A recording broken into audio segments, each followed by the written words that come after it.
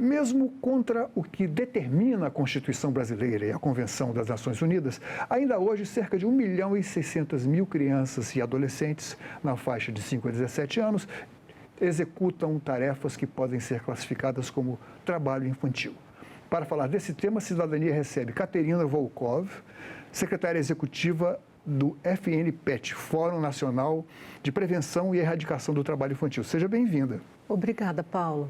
É um prazer estar aqui com vocês. Katerina, como é que estamos hoje aqui no Brasil? Parece que entre aspas, um mal centenário, né? Esse trabalho infantil, crianças tendo sua juventude, sua infância roubada, né? Interrompidas por aquilo que deveria ser um lazer, estudo, enfim. Como é que nós estamos hoje? O que você diria a nossa situação? Nesses 30 anos, vamos pensar 30 anos, porque o Fórum Nacional de Prevenção e Erradicação do Trabalho Infantil tem... É de 1994. É de 1994. Antes de 1994, a gente tinha mais de 8 milhões de crianças e adolescentes em trabalho infantil. A gente tinha matérias sobre as crianças filmes, documentários das crianças nas carvoarias.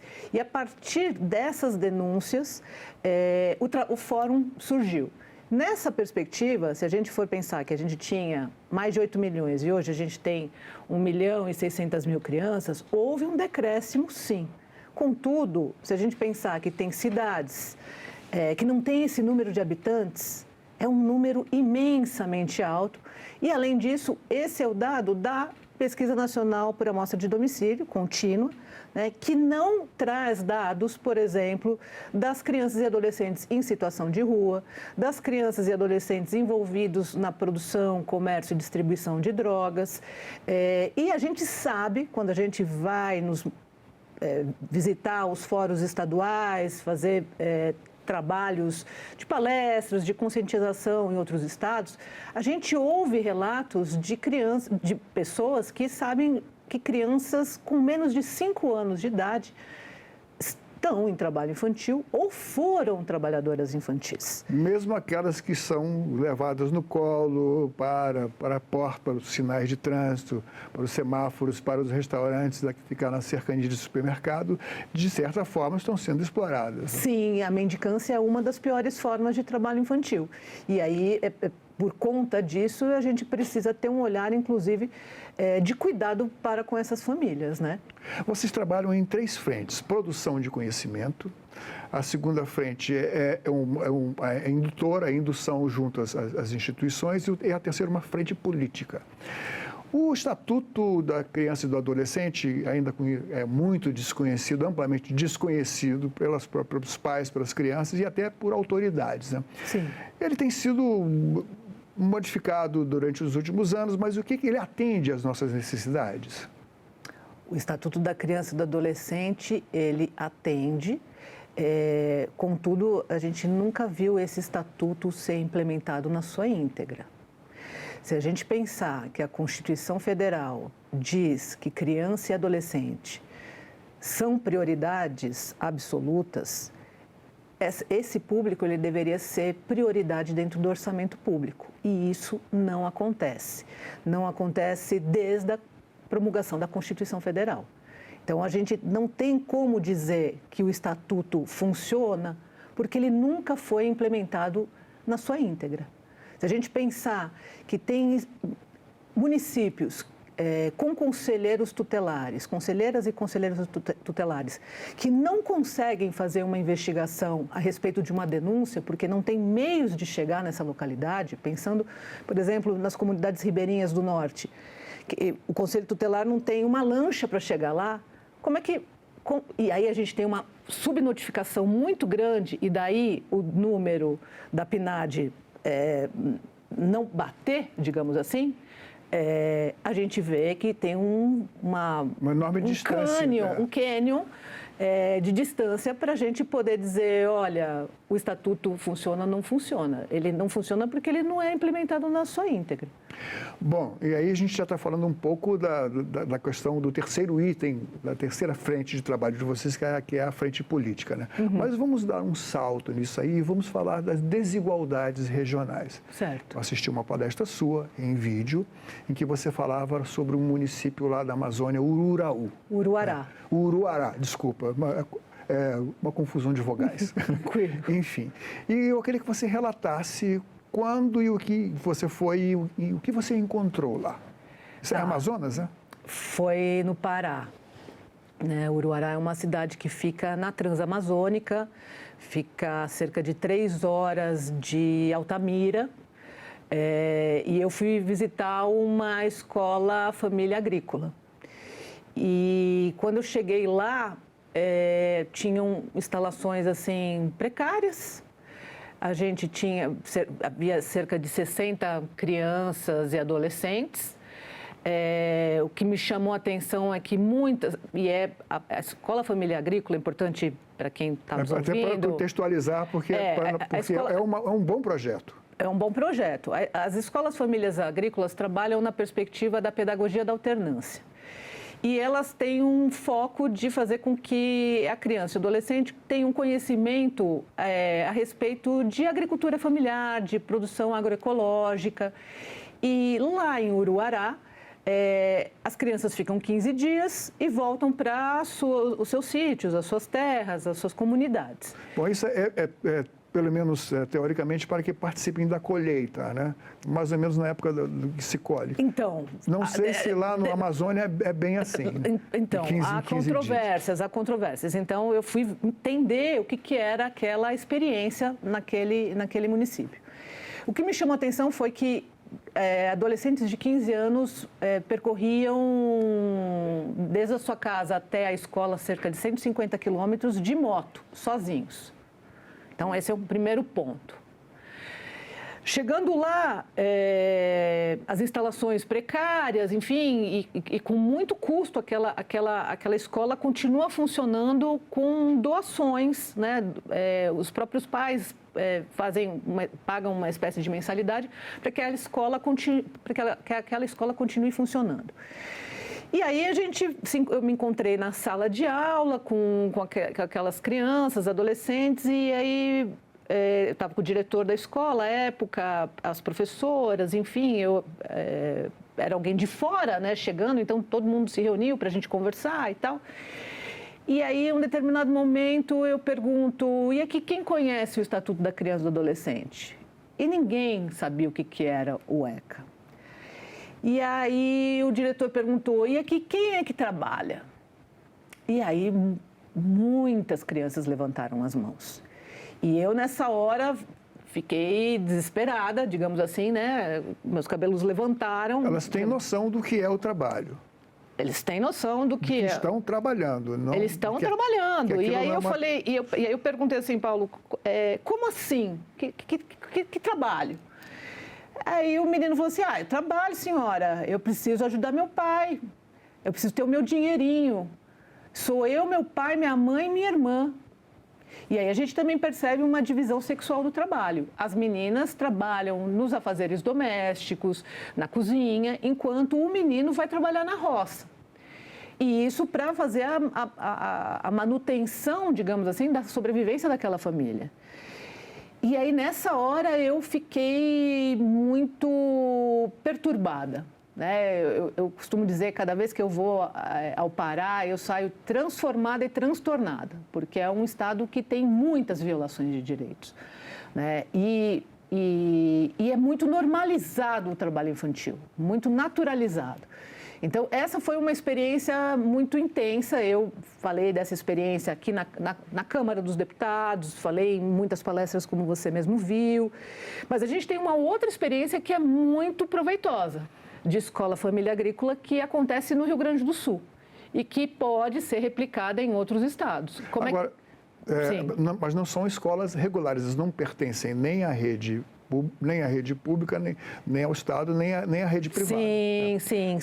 Mas a iniciativa é das pessoas. A iniciativa é das pessoas, mas existe um grande movimento como que eu posso dizer, de uma certa regulamentação e, inclusive, para buscar fundos em nível estadual, federal, para que essas escolas continuem existindo, porque a gente sabe que hoje existe um êxodo rural muito grande e a ideia das escolas famílias agrícolas é fazer com que a agricultura familiar continue, porque a gente é alimentado pela agricultura familiar, não pela agricultura de larga escala, e fazendo com que aquele jovem sinta orgulho, conheça os benefícios daquele tipo de trabalho. Então, lá no Rio Grande do Sul, só para complementar, o que acontece? A mesma pedagogia da alternância, 15 dias em casa, 15 dias na terra, mas os jovens ali do Rio Grande do Sul, das escolas famílias agrícolas de lá, eles são jovens aprendizes. Então, eles entram numa perspectiva de aprendizagem profissional rural. Eles recebem como jovens aprendizes, desde o primeiro ano, por exemplo, do ensino médio, eles começam a fazer uma pesquisa, um levantamento de informações a respeito da sua propriedade rural, para que no terceiro ano do ensino médio eles apresentem um projeto de melhoria da produtividade daquela terra. Ou seja, o que discrimina, não se pode, digamos assim, colocar um selo de que a escola no Pará não funciona porque é algum defeito intrínseco do projeto. No Rio Grande do Sul funciona. Mas no Pará não funciona certamente por causa de falta de recurso. Entre outros outras questões, sim, mas no caso tem duas questões, né? São crianças que trabalham já desde os 10 anos, 8 anos, né? São crianças mesmo. Você vê, por exemplo, que um adolescente de 15 anos anda de moto e que ali ninguém tem conhecimento do que era o Estatuto da Criança e do Adolescente. Eu vi, eles me responderam. Ninguém me contou. No caso da Escola Família Agrícola do Rio Grande do Sul, existe toda uma outra perspectiva, né? E eles também batalham por recursos, enfim, não é simples continuar tendo uma escola família agrícola.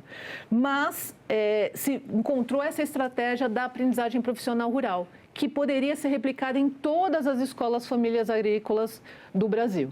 Bom, eu acho que a gente não pode deixar de falar nas formas mais, até um tanto didaticamente, as formas mais graves de trabalho infantil. Sim. Que são o trabalho no campo, inclusive. Né? Inclusive. Mas, inclusive, o comércio de substâncias ilícitas, como você gosta de dizer, para não criminalizar com venda de drogas. Né? Esses são dois casos seríssimos. E existe um outro caso também seríssimo, que é a exploração sexual de menores. Né? Sim. Essas, você diria que são os três casos mais graves? O Fórum Nacional de Prevenção e Erradicação do Trabalho Infantil coloca como prioritários na sua atuação, em termos de piores formas, o trabalho infantil doméstico, a exploração sexual de crianças e adolescentes, o trabalho infantil nas ruas, né, e aí a gente tem a mendicância, o trabalho infantil no comércio de substâncias ilícitas e o trabalho infantil no campo. Essas são 5 piores formas que a gente se esforça muito para trazer visibilidade. Mas a gente tem a lista TIP. E a lista TIP, ela tem mais de 90, piores formas, né? Então, por exemplo, o extrativismo é algo muito comum na região norte. Né? O extrativismo vegetal, a colheita do açaí, o cacau, enfim, é agricultura? Mas ele tem ele é extrativismo vegetal, certo? E aí, nessa perspectiva, a gente percebe que são imensos os desafios. Por exemplo, quando hoje, na contemporaneidade, a gente percebe o número de crianças e adolescentes que agora são youtubers mirins, que é algo que tem chamado a atenção de toda a sociedade, até por conta dos crimes, por conta das mortes, enfim, e são inúmeros os problemas que essas crianças tendem a ter no futuro em termos de saúde mental, né? Bom, talvez a gente tenha dado um salto, muito grande aí. Eu acho que tem o problema das carvoarias, o trabalho que coloca em risco adolescentes, enfim. Mas o que eu queria lembrar também aqui é uma questão que você falou em conselho tutelar. ultimamente, a disputa pelos cargos de conselho tutelar tem sido imensa. Essa disputa esquerda-direita passou para dentro das eleições do conselhos tutelares. E, na verdade, será que esses conselheiros têm noção de que devem ser responsáveis sobre a detecção do trabalho infantil? E em detectando, o que eles devem fazer? Bom, essa é uma pergunta muito importante, né? Porque o conselho tutelar é aquele que zela pelos direitos da criança e do adolescente, de acordo até com o próprio estatuto. E o que a gente percebe nessas últimas eleições, uma grande disputa, não só entre esquerda e direita, mas também por perspectivas ideológicas que vão ao encontro do neopentecostalismo brasileiro. E nessa linha se observa, e eu escuto muito, né, por onde eu ando, a questão de que os conselheiros e conselheiras não têm feito o seu devido trabalho por questões religiosas, por exemplo, na questão da violência física. E aí você tem hoje, né, o governo federal tem feito esforços no sentido de profissionalizar esses conselheiros e tem feito também um esforço muito grande de trazer conhecimento, capacitar esses profissionais, que são imensamente importantes. Agora, isso por um lado. Por outro, a gente tem a questão da estrutura de trabalho para esse conselho tutelar funcionar de modo adequado, que não acontece em muitos municípios do país, né? Vou dar o exemplo de Melgaço na região norte, arquipélago do Marajó. Tem comunidades ribeirinhas que ficam a 10 horas de barco. E a gente sabe que existem muitas violações de direito naquela região. A conselheira ou o conselheiro tem que pedir emprestada a lancha, ou tem que fazer se, por exemplo, a Secretaria de Educação vai desempenhar alguma atividade numa comunidade ribeirinha, os conselheiros aproveitam e vão junto. Mas o conselho tutelar precisaria ter um equipamento próprio para poder averiguar a denúncia, seja de negligência, de violência física, de violência sexual, de exploração sexual, e isso não acontece. Estou dando Eles um podem exemplo. denunciar para o fórum também? O fórum, denúncia de trabalho infantil? Sim. A gente pode receber a denúncia. Eu quero anunciar, então, o site de vocês. Não só para a denúncia, mas para a informação. Para informações, sim. A gente costuma dizer que a gente não é um órgão que recebe as denúncias. As denúncias podem ser feitas pelo Disque 100, pelo Sistema IP de Trabalho Infantil do Ministério do Trabalho e Emprego, pelo aplicativo do Ministério Público do Trabalho, que é o MPT Pardal, e também ao Conselho Tutelar.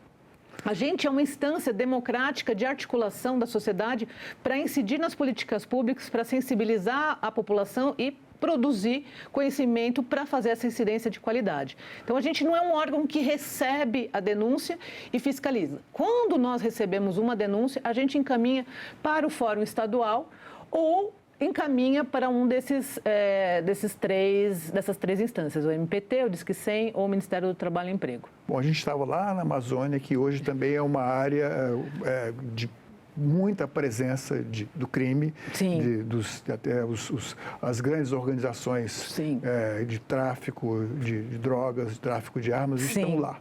Sim. E isso seduz os jovens, porque eles vão ganhar muito mais dinheiro, vão ganhar até a notoriedade nas comunidades deles se forem trabalhar na distribuição e na comercialização. Eu queria que você comentasse essa questão da criminalização dos jovens e por que você usa o termo comércio de substâncias ilícitas quando você se refere à criança e adolescente que faz supostamente a entrega ou a venda de drogas. Se costuma dizer, né, das crianças desempenhando atividades no tráfico de drogas, né? E tráfico, ele tem uma conotação bastante pesada. Se a gente for pensar quem é o traficante, quem é essa pessoa que manda na quebrada, vamos pensar assim. O adolescente, ele não é o dono da biqueira, ele não é o dono de todas aquelas drogas que estão sendo comercializadas. Ele é apenas uma parte daquela engrenagem que envolve uma cadeia produtiva daquela substância ilícita, né? Então, eu acho que a gente precisa fazer a diferenciação. Da mesma forma que a gente não usa mais a terminologia menor, né? A gente usa crianças e adolescentes porque são sujeitos de direito. Trazer uma criança e adolescente como traficante está muito... como é que eu vou dizer? É de um preconceito e de uma hipocrisia imensa. Então, eu prefiro realmente utilizar comércio e distribuição de drogas ilícitas, ainda que adolescentes também trabalhem na distribuição ou comércio de drogas lícitas, como o álcool, né, ou o tabaco, mas eu acho que a gente precisa fazer essa diferenciação até para dizer que aquele adolescente está em formação educativa, socioemocional e tudo mais. E que alternativa a sociedade, o Estado tem a oferecer a esse jovem que é seduzido pelos escalões mais elevados do tráfico, mais elevados que o próprio jovem, né? Porque se ele é pego num ato infracional, ele vai para um local onde ele não vai aprender nada interessante, assim, não existe nada que atenda os sonhos do jovem. E isso você, na sua palestra, foi muito objetivo. Sim, eu observo que a gente precisa se modernizar em termos de aprendizagem. Hoje os jovens, eles querem muito além de ser um auxiliar de escritório. Eles querem saber muito mais do que fazer um arquivo. O jovem aprendiz, né? O jovem aprendiz, a partir dos 14 anos, a criança pode trabalhar nisso. Exato, ele pode trabalhar na condição de jovem aprendiz. Com carteira assinada. Sim, com todos os direitos estabelecidos e tudo mais. A gente tem a economia criativa, né? A gente tem possibilidades hoje de serem feitas muitas coisas interessantes pela internet, em termos de documentário, em termos de mostrar a realidade, né? Em termos de música. Os jovens são muito criativos, eles querem mostrar que eles sabem fazer coisas, que eles sabem cantar, que eles sabem fazer poesia, que eles sabem desenvolver um projeto. E a gente percebe que isso não existe dentro, por exemplo, da aprendizagem profissional. É uma lacuna existente, né, em termos de trabalhar essa economia criativa, né, e que movimenta muito dinheiro, né, na nossa sociedade. Essa seria uma perspectiva que poderia ser feita. Mas quando a gente volta pensando que a gente não tem orçamento público para lazer, orçamento público adequado para a educação em tempo integral, que a gente não tem escolas que forneçam todo um arsenal não, né? Uma substância, digamos, que venha ao encontro daquilo que o jovem está ansiando, né? Porque e aí opções positivas. Opções, e motivantes. Motivantes, porque se a gente for pensar, não, o adolescente hoje ele precisa ser ouvido, nada de nós sem nós, o protagonismo infanto-juvenil, mas quando chega dentro de um ambiente de escolarização, eles são ouvidos em que medida? Num ambiente de profissionalização, eles são ouvidos em que medida? Em que medida essas novas possibilidades de novas profissões que estão surgindo, porque o nosso tempo é hoje, como é que isso está acontecendo? Então, essa é uma crítica e uma sugestão, que é crítica e sugestão ao mesmo tempo, de que a gente precisa se abrir para esses novos olhares, né? E, por exemplo, a aprendizagem profissional rural para esses jovens do campo, ela é uma ótima alternativa, a exemplo do que acontece lá no Rio Grande do Sul.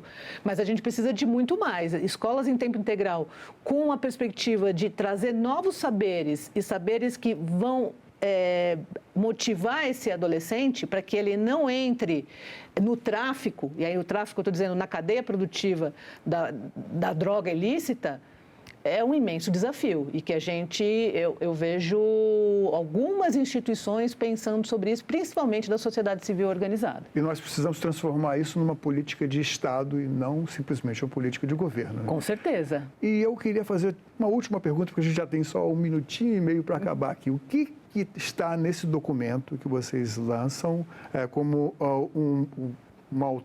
sugestões para a ONU em termos da política, alertando para o retrocesso no combate ao trabalho infantil aqui do Brasil, em síntese? Bom, a gente colocou a questão específica das subnotificações e observou a ausência de dados do módulo de trabalho infantil do censo do IBGE. Não existe programação da divulgação desses dados e isso é imensamente importante porque o censo ele traz dados mais fidedignos, Ele não é uma pesquisa estatística experimental, a exemplo da PNAD contínua, que é um norte, mas a gente precisa dos dados do censo. E pelo site do IBGE, nesse exato momento, a gente não vê nenhuma programação de divulgação desses dados e a gente colocou isso no nosso relatório. Caterina, muito obrigado pela sua vinda aqui. Já está convidada para voltar, porque o assunto não cabe nesses 20 e poucos minutos. Obrigado a você. Eu agradeço. Muito obrigada pelas boas perguntas e por esse bate-papo tão interessante. Obrigada. Essa entrevista e todos os nossos outros programas estão disponíveis para você rever ou compartilhar no nosso site, senado.leg.br/TV, ou então pelo nosso canal no YouTube. Inscreva-se lá e marque o sininho para receber notificações. Obrigado pela companhia e até o próximo Cidadania.